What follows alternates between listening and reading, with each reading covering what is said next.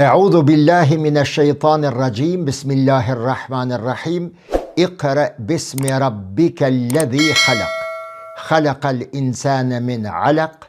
Iqra wa rabbukal akram alladhi 'allama bil qalam 'allamal insana ma lam ya'lam. Këto fjalë që i dëgjuat apo këto ajete janë fjalët e para me të cilat Allahu i Madhreshëm e nis komunikimin me njeriun e quajtur Muhammed alayhi salatu wasalam. Këto janë fjalit e para me të cilat Allahu nëpërmes Gjibrilit po i drejtohet njeriu të kohës së Muhammedit, respektivisht Muhammedit alayhi salatu wasalam, për të mbetur të përjetshme deri në amshim. Megjithatë, edhe nëse janë fjalët e para për cilat po them se me to ka filluar komunikimi me njeriun e quajtur Muhammed, nga perspektiva e shpalljes, nga perspektiva e vahjit, e revelatës, shpallja, komunikimi i Allahut ka filluar që nga njeriu i parë, me njeriun e parë, dhe ajo është Ademi alayhis salam. Ky komunikim i Allahut, kjo shpallje e nisur me Ademin dhe e përfunduar me Muhammedin, në kohë të ndryshme, në për gjeneratat të ndryshme ka shkuar duke u përpunuar në edicione të ndryshme, të reja, të përpunuara varësisht sipas zhvillimeve mendore, intelektuale dhe jetike të gjeneratave të ndryshme. Burimi është i njëjtë, ndërsa fjalët ndryshojnë varësisht prej kohës dhe prej gjeneratës, mbase edhe prej vendit se ku është zbritur në disa raste. Pra, si burim i shpalljes, si komunikim i Allahut me njeriun, edhe njerë po them, niset me Ademin dhe përfundon me Muhammedin alayhi salatu wasalam. Përse nuk ka më pastaj shpallje, sipas asaj që e shpjegon Kur'ani dhe shumë hadithe të pejgamberit, roli i interpretimit, i komentimit dhe i implementimit apo mënyrës më të mirë të implementimit të këtyre mësimeve kur'anore ju mbetet mbi supe dietarëve. Dietarët më pastaj, të cilët pejgamberi alayhi salatu wasalam i quan trashëgimtarët e pejgamberve, janë ata të cilët duke komunikuar me Kur'anin, me fjalën e Zotit dhe me fjalët e pejgamberit, janë të obliguar që duke i interpretuar ato t'ia përcjellin njerëzve. Roli i dietarëve, rrjedhimisht i diturisë, rrjedhimisht i ilmit, është permanent në Islam. Dhe gjeneza e temës për cilën dua të flas këtu është pikërisht fjala Iqra dhe fjala ilm. Ndërlidhja e këtyre dy fjalëve mes vete me një ndërlidhje organike gjenetike. Disa herë jura me dëgjua se po e përmendi ose po e përdori fjalën komunikim. Në fakt është esenca e fjalës Iqra. Nëse dëshirojmë ta përkthejmë me përmbajtje, jo në mënyrë etimologjike, fjalën Iqra do të thotë komunikim. Nëpërmes leximit, nëpërmes meditimit, nëpërmes logjikës, nëpërmes hulumtimit, nëpërmes vështrimit, observimit, studimit, analizimit, nëpërmes metodave analitike dhe të gjithave të tjera që mund të përmenden apo përdoren si sinonime në kuptim të asaj lexo. Pse them komunikim? Sepse të lexuarit, të cilin e porosit Allahu që në start, që në fjalën e parë, me ajetin e parë, dënë të thot një mënyrë komunikuse aty për aty, midis Allahut dhe pejgamberit, dhe më pastaj midis pejgamberit dhe njerëzve të tjerë. Edhe ne sot kur lexojmë, me një farë mënyre lexojmë për ta transmetuar tek të tjerët, tek më të afërmit e tanë, tek njerëzit që na rrethojnë, tek njerëzit kudo qofshin në botë. Pra, thirrja e Zotit lexo dën të thotë komuniko me të tjerët nëpërmes asaj të cilën ti e ke lexuar më pastaj. Komunikimi është esenca ose është boshti kurrizor i gjithë asaj që përfshin fjala ikre me ato të gjitha sinonimet e tjera. Një 7-8 i përmenda dhe mund të jenë 70-80 të tjera. Komunikimi në Islam organikisht është i lidhur me konceptin fundamental kuranor të ilmit. Fjala ilm rëndom zakonisht përkthehet si dituri. Ilmi është një ndër fjalët më të përmendura në Kur'an, më njëherë pas 2 fjalëve të tjera. A mund të imagjinoni, ose a e keni ditur, se fjala ilm, dituri, që derivon nga fjala ikre, është fjala e tretë më e përdorura në Kur'an. E para që është përdorur më së shumti është fjala Allah. E dyta është Rabb, fjala e tretë është ilm, dituri, me të gjitha derivatet e kësaj fjale. Dhe kjo nuk është e rastësishme, siç nuk është e rastësishme, përkundrazi është hikmeti i Allahut aty, është urtësia e Allahut aty, se përse Zoti e nis komunikimin e edicionit të fundit të shpalljes me Muhammedin a.s. me fjalën Iqra, lexo. Diçka që vërtet ja vlen të trajtohet, e të flitet, e të shkruhet, e të lexohet me qindra, me mija libra, të cilat janë produkt ose janë rezultat i asaj që në mënyrë hyjnore Allahu i thot njeriut Iqra. Fjala Allah, e dini, unë jam një dashamir i ides, mbas edhe promovus, insistus i ides se termet profesionale dohet të përdoren gjithmonë në original. Në rastin konkret, në teologjin islame, në islam, terminologjit e këtij dini të Allahut dohet vazhdimisht të përmenden në original. Edhe fjala ilm, që përkthehet si dituri, duhet të përdoret teksa e shpjegojmë në original, teksa flasim për te. Nëse ka nevojë, në të shkruar e shpjegojmë me fusnot dhe në të folur e shpjegojmë me pak fjali. Përse? Sepse fjala ilm e përdorur në Kur'an, siç ke te ky ajeti khalaqal insana min alaq, iqra wa rabbukal akram alladhi allama bil qalam. E ka mësuar, i ka dhënë dituri, allama prej ilm, allama al insana ma lam ya'lam. E ka mësuar njeriun për ato gjëra të cilat nuk i ka ditur më parë. Pra fjala ilm është shumë më gjithëpërfshirëse se përkthimi i kësaj fjale në dituri, në njohje, në diçka të ngjashme. Njëjtë kështu, edhe fjala Allah, të cilën e përdor Kur'ani, duke e emërtuar vetveten i madhërishme, ai i cili ka zbrit Kur'anin, është hikme, është urtësi e veçantë, përse Allahu e përdor këtë.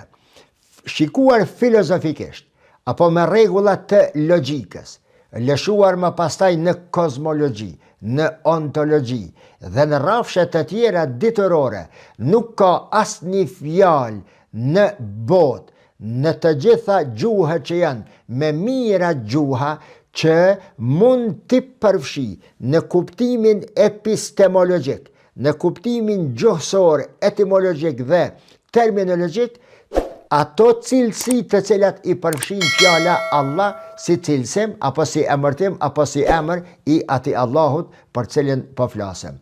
Prandaj, çfarë do termi që përdor ti, edhe në filozofi, filozofët e kanë trajtuar shumë interesant këtë, çfarë do fjale që përdor si sinonim apo emërtim i Allahut, ta dini se në këtë fjalen e përdorur ka shumë pak kuptime që përfshin fjala Allah. Kjo në kuptimin e shpjegimit të quaj filozofik shkencor. Nga perspektiva e teologjisë islame, Allah do të përdoret Allah edhe nëse nuk i spjegon me këto fjalë të cilat i spjegova.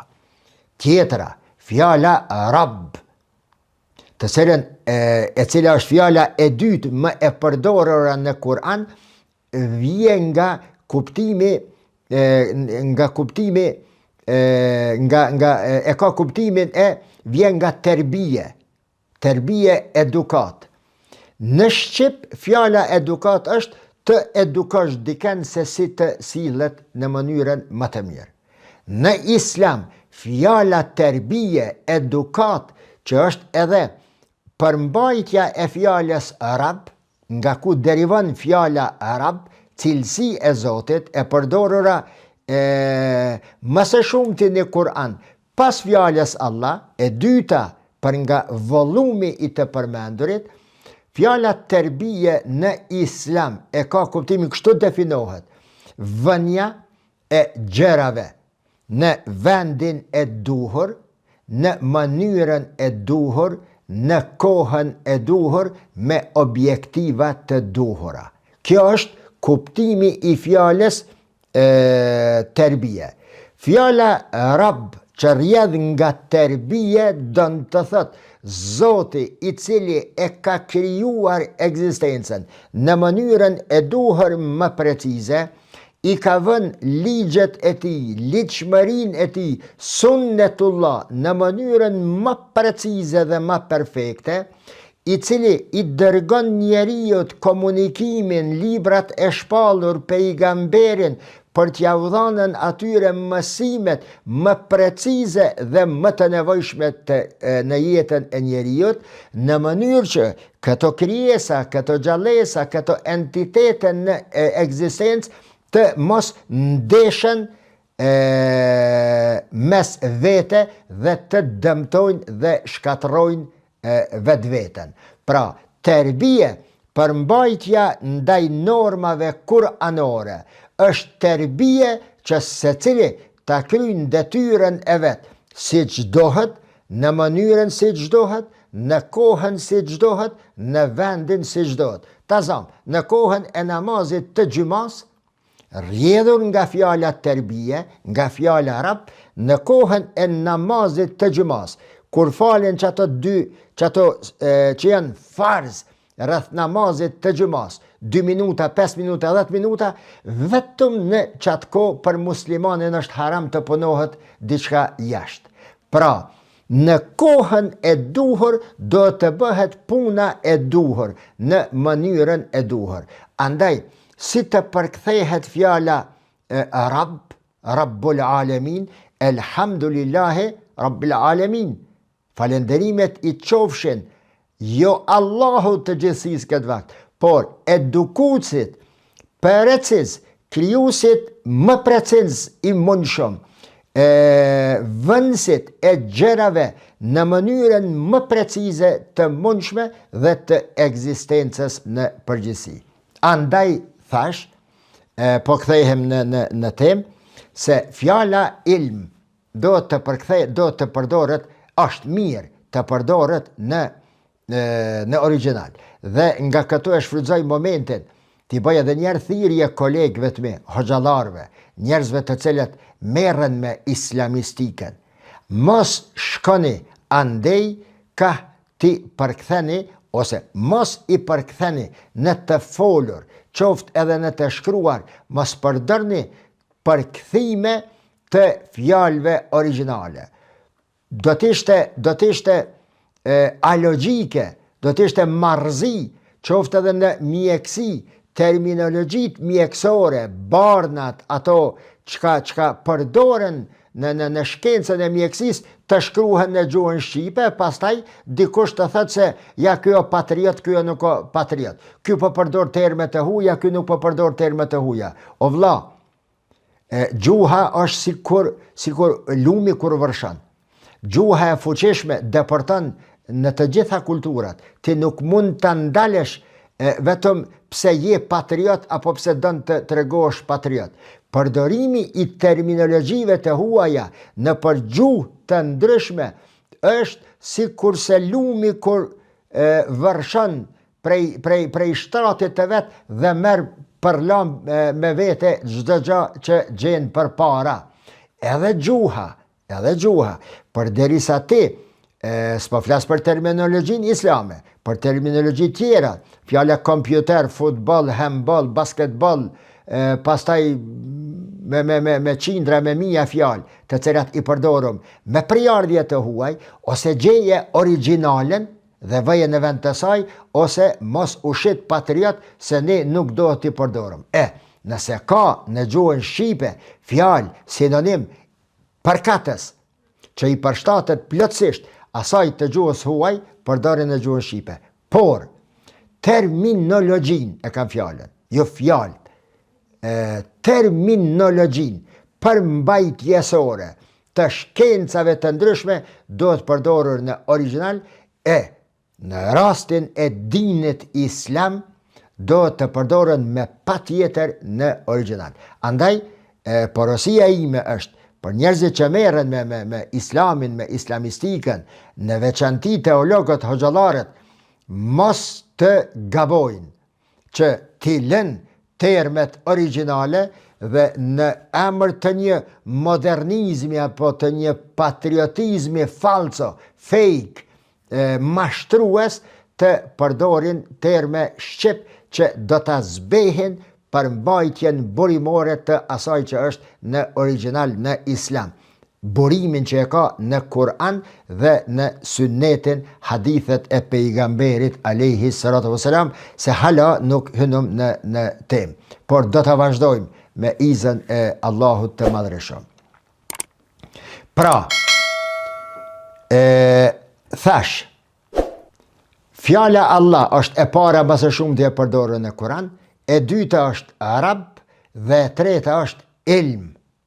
Nëse Kur'ani e ka përdor me sinonime që i përfshin fjala ilm, në më shumë se 800 vende e ka përdor këtë fjalë dhe këtë kuptim të kësaj fjale, atëherë neve pona qetë në pa një problem serioz në kuptimin apo në shpjegimin e islamit.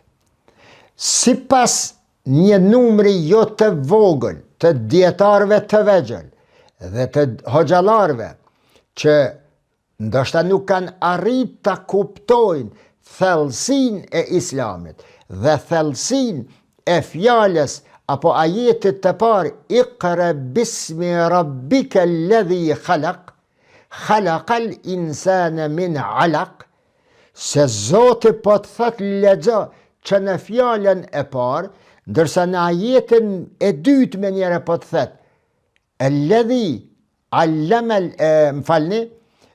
khalaqal insana min alaq, në emën të Zotit lexo, komunikon me njerëzimin. Ky Zot i cili e ka krijuar njeriun min alaq, nga gjaku i ngjizur në mitrën e nënës. A mund të imagjinoni se fjalia e dytë që e përdor Zoti gjatë komunikimit të tij me njeriun, me Muhammedin alayhis salam, është në shkencën e mjekësisë? Është disha shumë e thellë.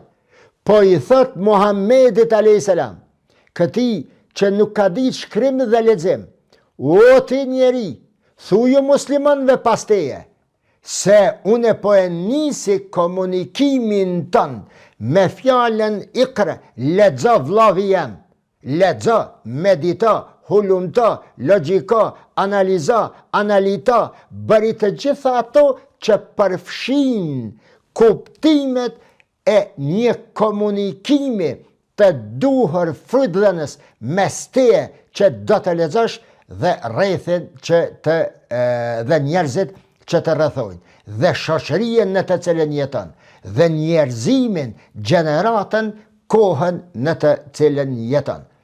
Pra, linja me njan e këtij shpjegimi të kësaj hikme, të kësaj urtësie se Zoti po e nis fjalën, komunikimin, bisedën me njeriu nëpërmes Iqra, dhe përqëndrimi, reduktimi i islamit si një fe që mirret vetëm me bidate, që flet vetëm për namazin, që flet vetëm për agjerimin, që flet vetëm për të shkuar në xhami, për të shkuar në haxh, siç sot jemi dëshmitar ne, askush nuk mund të më kundërshtoj në këtë.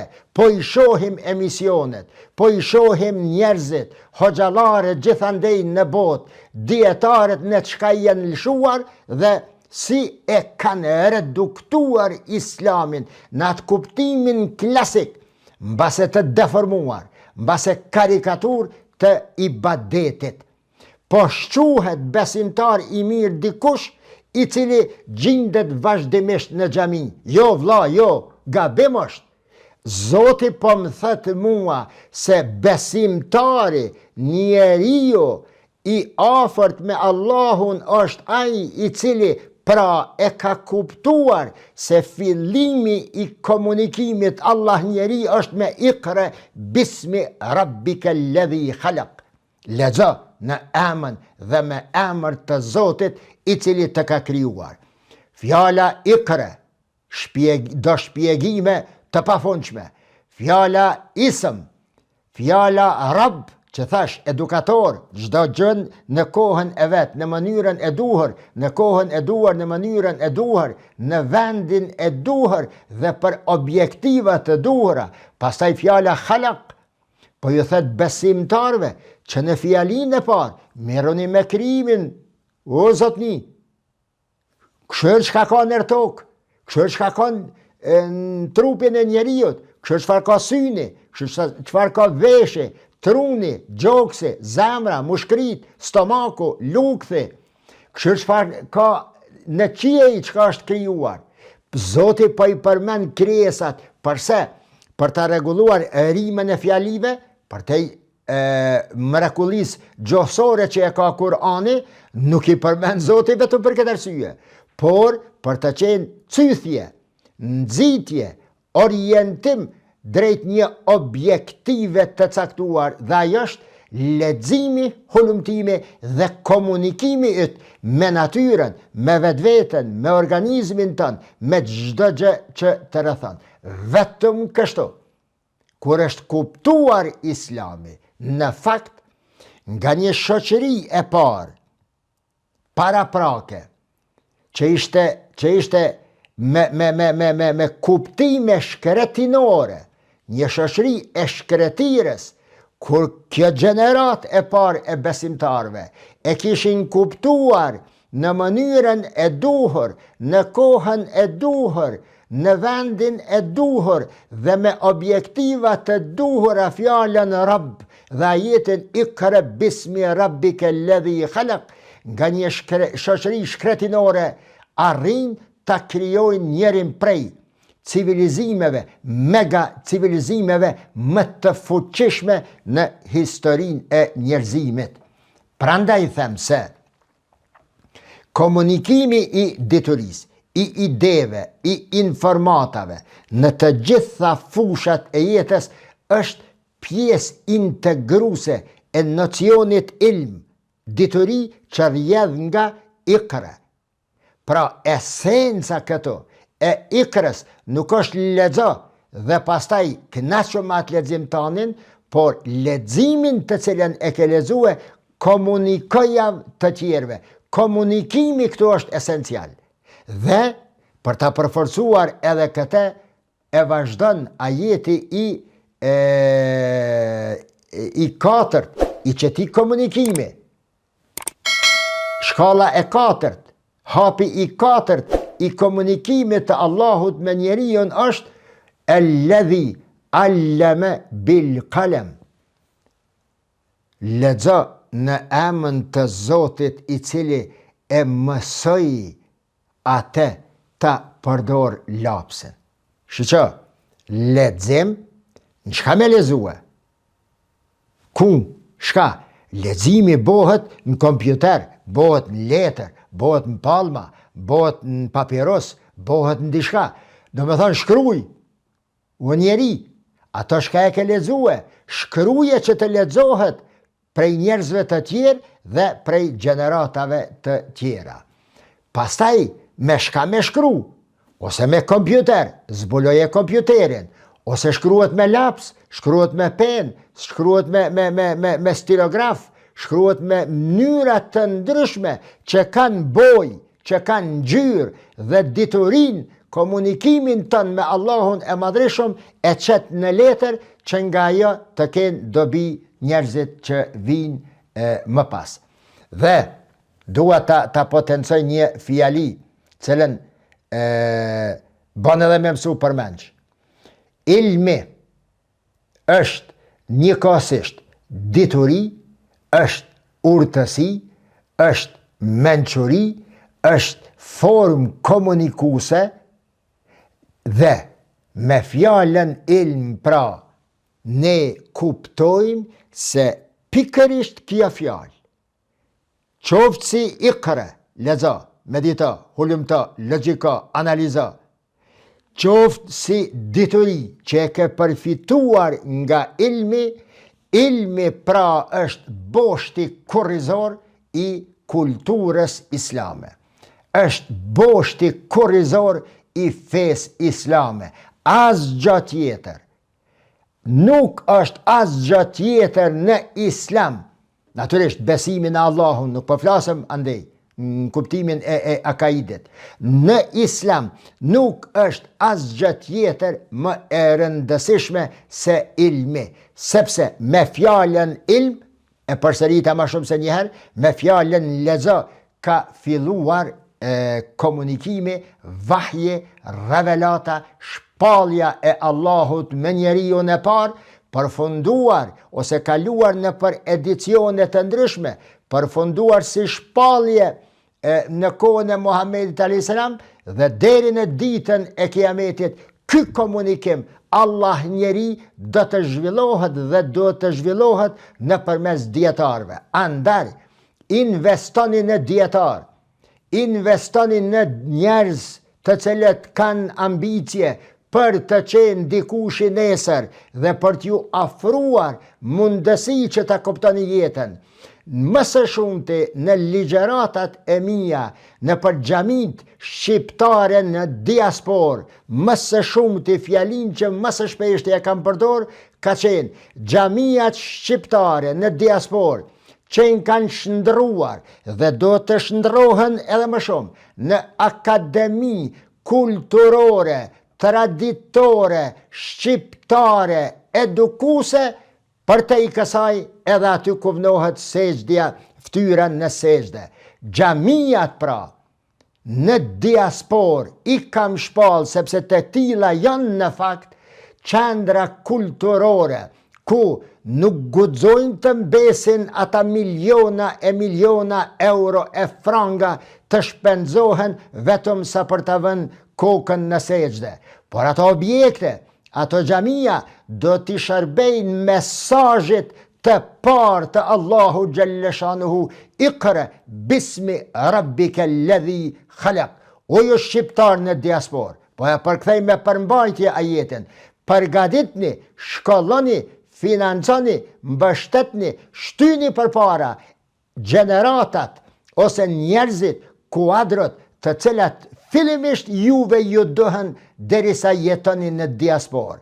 Dhe ata pastaj t'ju kontribojnë edhe juve si familje, si prindër, si shoqëri, si xhamat dhe t'ju kontribojnë në mënyrën më të mirë edhe vendeve ku ju sot jeni duke jetuar, duke derdhur djersën tuaj dhe duke fituar nga ajo djersë, për t'i kontribuar këta njerëz, këto kuadro që do t'i shkolloni edhe njerëzve, shoqërive në të cilat jetojnë. Dhe po e përfundoj. Historia e komunikimit në islam, e qëti komunikimit me Ikra, si dhe historia e vetë kulturës islame, po e përsëriti, mbajeni men, mësojeni përmenç, historia e komunikimit me Ikra dhe me ilm në islam, si dhe historia e vetë kulturës islame në tërsi, janë histori e mënyrës së qasjes së muslimanëve ndaj nocionit dhe kuptimit të fjalës ilm, dhe natyrisht aktualizimit, praktikimit, implementimit të saj në shoqëri. Atëherë kur e kanë kuptuar fjalën ilm, se është prerogativa, themeli mbi të cilën ndërtohet Islami si fe, si kulturë dhe si civilizim, muslimanët kanë qenë prijetarë, e kanë udhëhequr botën, të them më bot, i kanë kontribuar çdo cepi të botës. Atëherë kur muslimanët e kanë lanë me njanë dhe e kanë anashkalue, mos thash Zoti, e kanë deformue fjalën ilm, dhe islamin e kanë shndërruar vetëm në ato ibadetet e ngushta klasike, ku me mija, me dhjetra mija, mos thëmë me miliona libra, janë shkru ku prishet namazi, ku nuk prishet namazi, me kruhet, mustahabet, me nduhet, farzet, vajibet e namazit, me mija libra ka të shkruar rreth kësaj. Ende flitet sot në Kosovë, ka njerëz, unë i kam dëgjue, njerëz që e kanë titullin ndoshta edhe magjistër edhe doktorat, ta shkruan një faqe ose një punim disa faqesh se si duhet të këndohet ikameti në xhami, qysh ka thonë ky mezheb, qysh ka thonë ai mezheb, o vllavi jam kush ato të vetma për këtë punë. E din besimtarët ikametin, e din besimtarët ezanin, përqëndrohu në atë që e nis Allahu i madhreshëm, Iqra bismi rabbika alladhi khalaq, khalaqal insana min alaq, Iqra wa rabbuka al-akram, alladhi allama bil qalam, allama al-insana ma lam ya'lam. Jepni përparësi jetës në të cilat dinamikat e sotshme janë aq të shpejta sa vështirë po je që një temë të cilën e ke përgatitur sot ta thuash nesër, sepse zhvillimet janë aq të shpejta.